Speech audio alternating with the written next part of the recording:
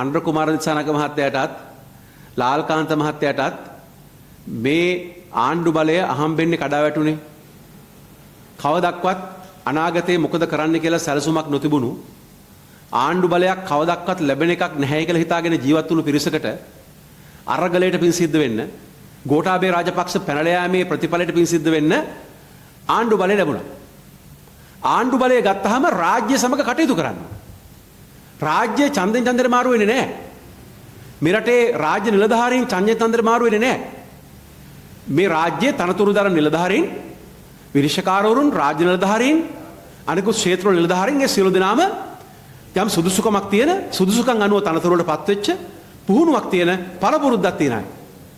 ඒ නිසා රාජ්‍ය නිලධාරීන් සමග වැඩ කරන්න, ඒ ආයතනවල ආයතනික ස්වාධීනත්වය ආරක්ෂා කරන්න, ඒ නිලධාරීන්ගේ පෞද්ගලික ස්වාධීනත්වය ආරක්ෂා කරන්න ආණ්ඩුවට වගකීමක් තියෙනවා. ආණ්ඩුව එකක්, රාජ්‍ය තව එකක්. ඒක අපි කවුරුත් දන්නවා. එතකොට දැන් ලාල්කාන්තට ඕනේ මොකද්ද? දැන් ලාල්කාන්තට ඕනේ නීතිපතිවත් අර පොලිස්පති වගේ හීලා කරගන්න. ඒ කියන්නේ අතරම දැන් ලාල්කාන්තලට ඕන කරලා තියෙන්නේ පොලිස්පති වගේ නීතිපති කෙනෙක්. ඒ නිසා තමයි තමන්ගේ නියෝජිතයෝ හරහා උද්ඝෝෂණ කරලා, මාධ්‍ය වැඩපිළිවෙල කරලා, ලැජ්ජා කරලා පීඩනයක් එල්ල කරන්න හදන්නේ. ආණ්ඩුවට කෙලින් කරන්න බැරි දේවල් වක්‍රව කරනවා. ඒ නිසා දැන් අවුරුද්දකුත් ගත වෙලා ආණ්ඩුව අරගෙන තාම රාජ්‍ය පාලනය අතර ගන්න බැරි නම්, ජනාධිපති වෙලා අවුරුද්දයි මාස 3යි, පාර්ලිමේන්තුව අවුරුද්දයි. තාමත් මේ රාජ්‍ය පාලනය කිරීමට රාජ්‍ය නිලධාරීන් මත නිත්‍යානුකූලව යෙදිය හැකි පාලනය ලබා ගන්න බැයි නම්, ඒ ස්වාධීන ආයතන ස්වාධීන නිලධාරීන් සමග සුහදව කටයුතු කරලා රටේ නීතිය අනුව තමන්ගේ වගකීම් ඉෂ්ට කරන්න බැයි නම් මේ ආණ්ඩුව දාලා ගෙදර යන්න ඕන. දැන් ගෝඨාභය පැනලා ගියේ, ගෝඨාභය බැහැ කියලා ගියේ. එහෙමනම් තාමත් අවුරුද්දක් ගත වෙලත් රාජ්‍ය පිළිබඳ බලය, රාජ්‍ය පාලනය කිරීමේ ක්‍රමය, රාජ්‍ය නිලධාරීන් සමග සුහදව කටයුතු කිරීමේ ක්‍රමය දන්නේ නැත්තම් දාලා යන්න ඕන.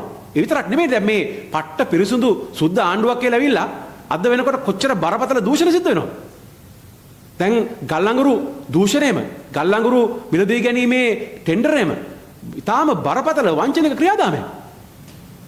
එතකොට වංචනික ලෙස ටෙන්ඩරය අරගෙන බාල ගල්අඟුරු ලබා දීලා අද මේ රටේ බලශක්ති ක්ෂේත්‍රයේ ඉතාම බැරෑරුම් අර්බුදයකට යොමු කළා තියෙනවා. අපි මේ පිළිබඳව පාර්ලිමේන්තු කමිටුව පරීක්ෂා කරලා විස්තරාත්මක වාර්තාවක් ඉදිරියේ නිකුත් කරනවා. ඒ ටෙන්ඩරයේ ක්‍රියාදාමයක් දූෂිතයි.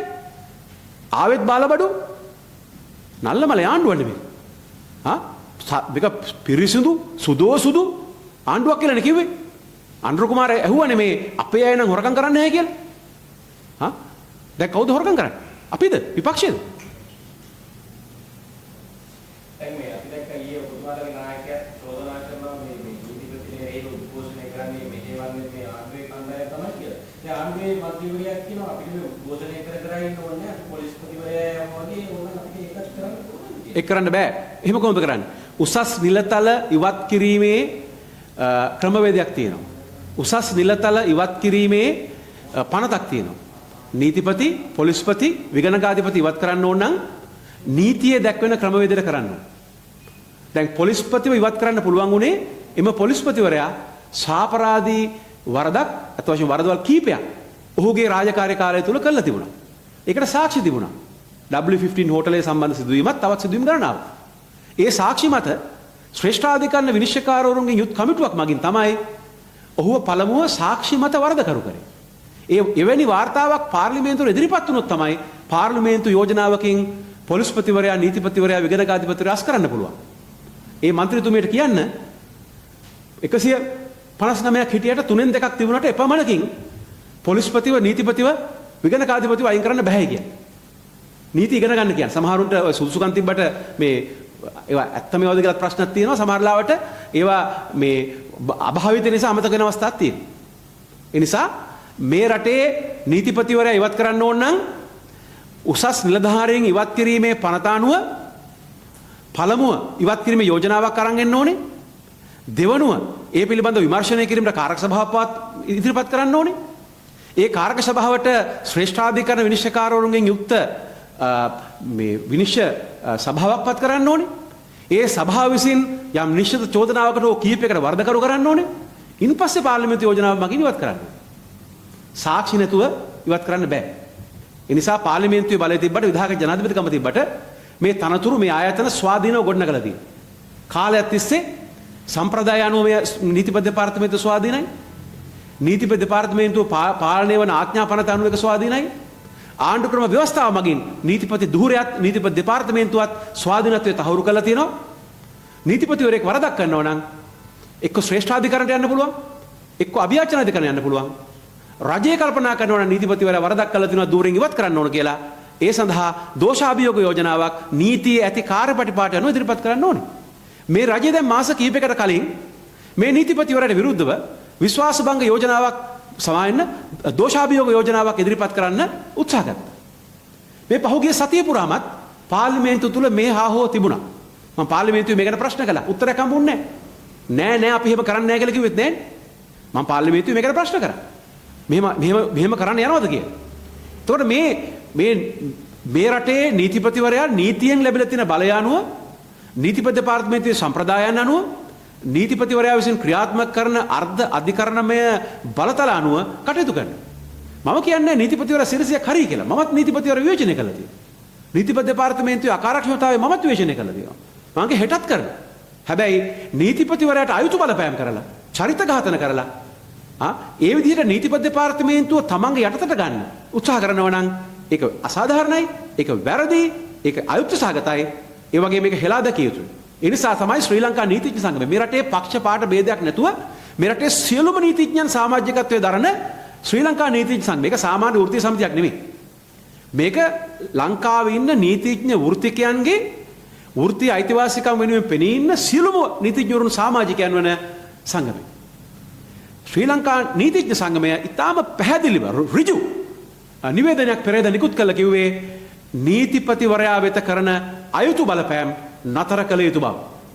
මේ අයුතු බලපෑම් කරන්නේ නිකන් නෙමෙයි. ඒක කරන්නේ රාජ්‍ය බලපෑම. හැබැයි ඊ මොකද්ද කරපු උද්ඝෝෂණය? කී දෙනා දාවේ? ඔහොම ප්‍රශ්නයක් තියෙනවා. ඒ කියන්නේ ආණ්ඩුවට එහෙම එකතු කරන්නත් බෑ. මොකද ආණ්ඩුවට තමන්ගේ මූණු පෙන්වන්නත් බෑ. හරි? ආණ්ඩුවට නියෝජිතයමගේ එකතු කරන්නත් බෑ.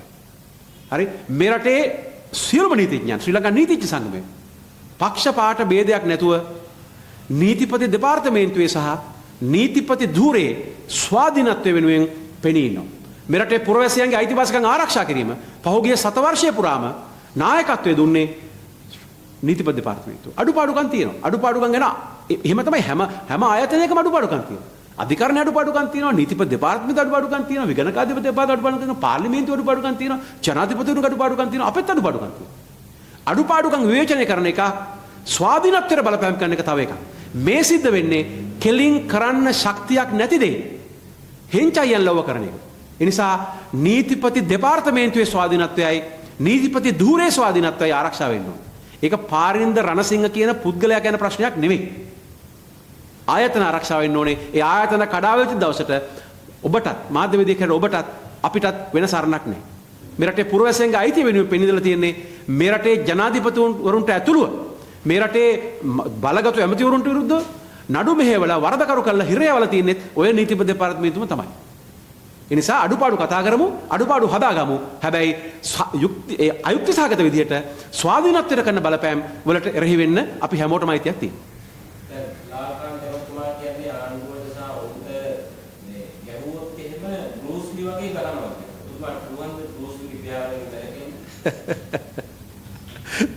බෲස්ලි ජීවතුන් අතර නැති එක හොඳයි.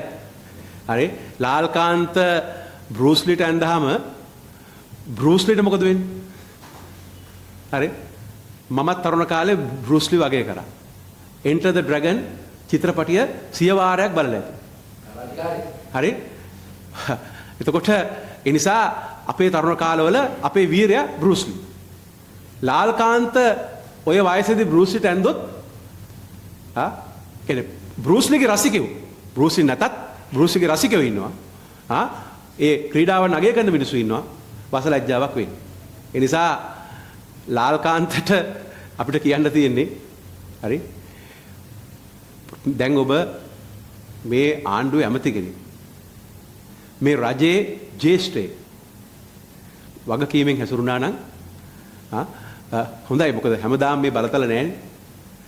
බලතල නැතුව තව අවුරුදු කීපයකින් එළියට ඇවිල්ලත් සුහදව hina වෙලා සමාජයේ ආරක්ෂකව නැතුව යන්න පුළුවන් වාතාවරණයක් හදාගත්තොත් හොඳයි.